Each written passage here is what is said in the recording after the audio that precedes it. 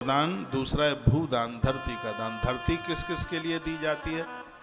धरती मंदिरों के लिए दी जाती है, धरती शमशान घाट के लिए दी जाती है, जहाँ कन्या की भामरें पड़ती हैं उसके लिए धरती दी जाती है, राजमार्ग के लिए, रास्ते के लिए धरती दी जाती है, वृक्ष लगाने के लिए धरती दी जाती है, ये स्वास्थ्य आलय के लिए जिसको हम चिकित्सालय कहते हैं उसके लिए धरती दी जाती है, जहाँ गैया चरती है वहाँ के लिए ये धरती दी जाती है, जहाँ गैया बंधती है वहाँ के लिए इस गैया का गोदान होता है, जहाँ पोखरें सरोवर बनते हैं उसके लिए धरती का भूमि दान होता है।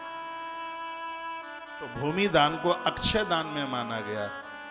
भूमि दान को अक्षय दान में, जब से ये सृष्टि बनी है तब से लेके आज तक धरती का नाश नहीं हुआ। हाँ, उस पर मकान बन गए होंगे, उस पर दुकान बन गई होंगी, लेकिन वो जमीन समाप्त नहीं हुई आज तक, इसलिए धरती को अक्षय दान में लिया गया है। ये अनादिकाल से, जब से युग पैदा हुआ था, जब से सृष्टि आरंभ हुई थी, ये धरती तब की है। जब धरती पर हम बैठे हैं, राम जी थे तब भी यही धरती थी, कृष्ण थे तब भी यह धरती थी, और अनादिकाल में जो भी हमारे पुरखे रहे होंगे, बहुत चीजें बदल गई होंगी, शहर बदल गए होंगे, इमारतें टूट फूट करके दूसरी बन गई होंगी, लेकिन जो नहीं बदला वह है धरती माता। धरती वो की वही है।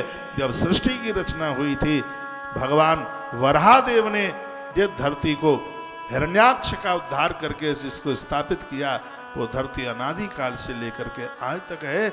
इसलिए धरती को सभी दानों में बड़ा दान माना गया।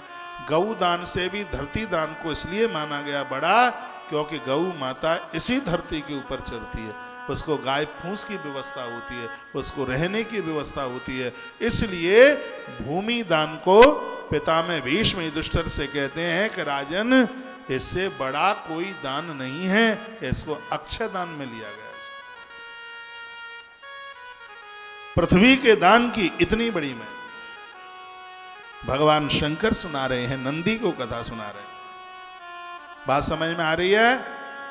लिखा गौ भूतिल हिरण्याज्यम वासो धान्य गुणानि च। गौ के दान को विशेष दान में माना गया, भू धरती के दान को विशेष में माना गया। महादेव की वाणी है।